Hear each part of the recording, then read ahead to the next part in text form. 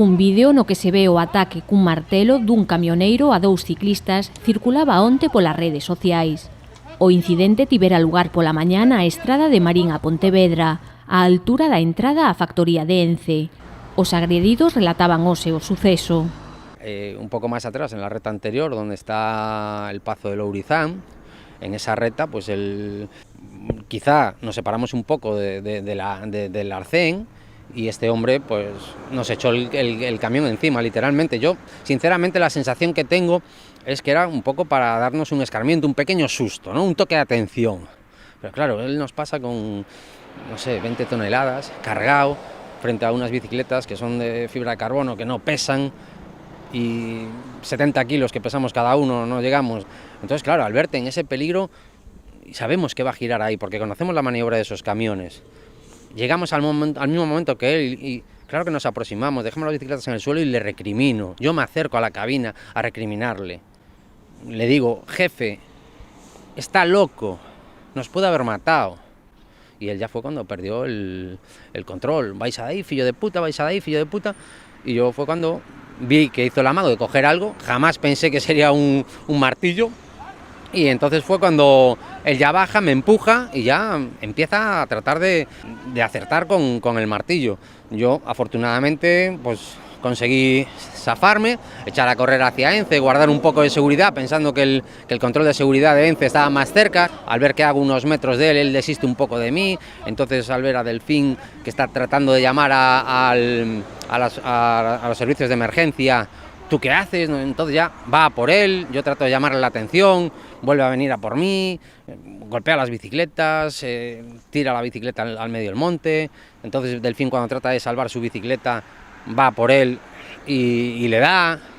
Delfín Santiago, que tivo que ser trasladado ao hospital cun traumatismo cráneoencefálico e hematomas no ombro, en ningún momento pensou que ia ser atacado co martelo. É que non nin discutín, porque o que increpou o conductor foi o compañeiro. Eu estaba pues, quieto ali, mirando o que pasaba, e nunca, vamos, non se me pasou pola cabeza que o tipo iba a emprender a golpes con nós. Claro, o único que intentei facer foi sacar a miña bici, apartala para que non a golpeara, porque a do compañeiro xa había golpeado e tirado ao monte. Entonces, o que fixen foi intentar coller a bici, que foi cando el veu a por min, e me pega un forte golpe no ombro e na cabeza, no casco, bueno, xa se ven nas imaxes. Aínda co medo no corpo, quedanlle poucas ganas de subir a bicicleta. As lesións físicas pasan e cúranse, peor psicológicamente, pois estou moi tocado, a verdad, con moito medo, bueno, intentaremos recuperarnos pouco a pouco. A estrada Marín Pontevedra, ruta habitual para os dous ciclistas, é unha vía perigosa debido ao tráfico e as estreitas beiravías, que en algúns tramos case non existen. Este es muy peligroso porque tiene mucho tránsito de camiones, pero es que nosotros no podemos ir por ninguna otra. Por el vial paralelo tenemos prohibida la circulación, desde que ahí murió otro ciclista. Non ten apenas arcén, está en moi mal estado de conservación, porque xusto na zona onde foi o problema, pois está super bacheada, que non se pode, vamos, non hai que intentar esquivar os baches, porque senón unha de dúas, rompes toda a bicicleta, e senón, pois, a veces, pois, por intentar esquivar os baches, pois, como en este caso, xogas a vida. Aínda que si se soen dar diferencias entre condutores e ciclistas, neste caso chegou ao extremo.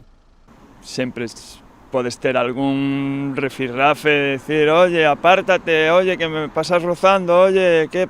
Pero nunca, vamos, a estos extremos, nunca, vamos, nin pensalo, vamos, que... Que te digan eso, lo habitual, hay que ir de uno... O sea, pero eso yo entiendo que ahí sí que hay un poco de desconocimiento por todas las partes, que no sabemos de que podemos ir de dos, que el conductor no sabe que aunque haya una línea continua puede rebasarla siempre y cuando haya visibilidad y sin tráfico en dirección contraria. O sea, aquí hay un poco de todo, pero nosotros que veníamos dos personas solo en paralelo y él que va a entrar a 150 metros, no, yo no le encuentro justificación. Os ciclistas presentaron a denuncia na comandancia da Garda Civil. Esta pusose en contacto ca Policía Nacional, que abriu a investigación.